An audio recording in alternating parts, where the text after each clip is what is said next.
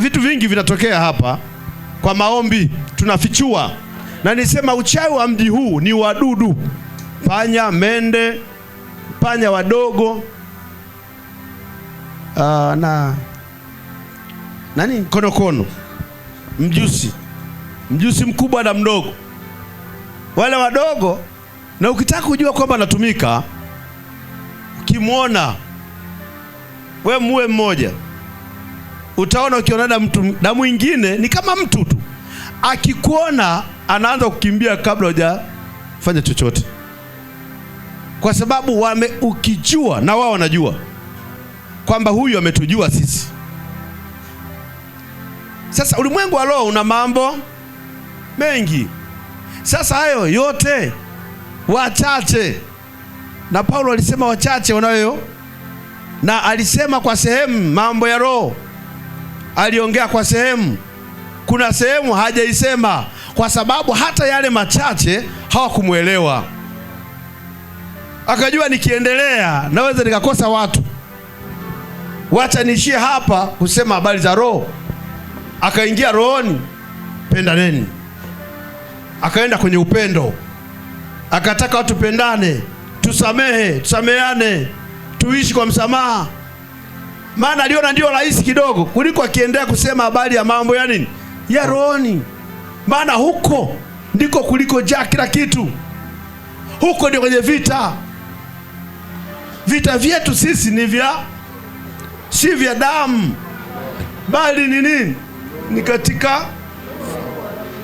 Sasa tujue hivyo. Hata kama unielewe, elewa kwamba vita vyetu sisi sio hivi, sio kwenye macho haya kawaida, ni ulimwengu usioujua. Sasa ulimwengu usioujua sio kila mtu anaujua, na sio kila mtu amejaliwa hicho kitu. Na ndio maana katika injili zote za mambo ya roho aliyejaliwa alikuwa Paulo. Umeipata hili? Soma. Amen. Warumi 16:25. Ndio. Sasa na atukuzwe yeye awezaye kuwafanya imara sawasawa na injili yangu, na kwa kuhubiriwa kwake Yesu Kristo, ndio sawasawa na ufunuo wa ile siri iliyositirika tangu zamani za milele. Angalia hii. Yesu. Amen. Haleluya. Amen. Hebu irudie.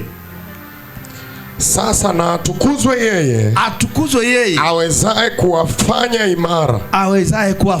imara sawasawa na injili yangu, na kuwahubiria kwake Yesu Kristo, sawasawa na ufunuo wa ile siri iliyositirika. Amen. Siri iliyofichwa. Amen. Tangu zamani za milele. Kumbe ni zama nyingi. Ni nyingi sana. Amen. Vitu vimefichwa. Ulimwengu wa roho umefichwa. Mambo ya roho yamefichwa. Sasa leo ninapofundisha mambo hayo, wachache sana wanaweza wakahisi, sio kuelewa. Mambo ya rohoni ni mambo ambayo yamefichika, yaani kujua. Na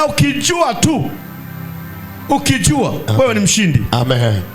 Hautapambana na vitu vya mwilini ukijua mambo ya rohoni. Amen. Mambo ya rohoni yana nguvu kuliko unavyofikiri wewe. Amen. Haleluya. Amen. Jamani, kuambia ukija unaumwa, mimi naenda katika roho. Nini kimesababisha wewe umwe?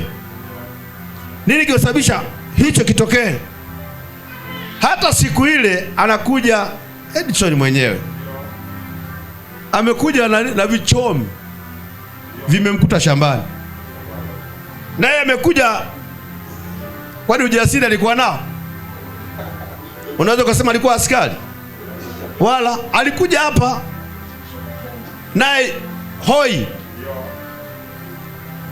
hana uwezo, na alipita moja kwa moja kuja nyumbani, wala kwenda kwake. Akaja na mateso yake. Sasa Mimi namwambia wewe, hii umeshinda. Ila yeye sasa kwa mtazamo alionao, kile anachokitazama, jinsi maumivu yalivyo na hali anayoiona, anahisi kama mimi ninachokiongea, anaongea kitu gani? Mbona nimepigwa yani hapa akata kihema anacho. Ilikuwaje? Bwana naye alikuwepo, asiseme Samueli peke yake, yeye hajasema. Naye alikutwa huyu. Naye alikuja kama Samueli vile. Alikuja naye kwa namna hiyo ya maumivu.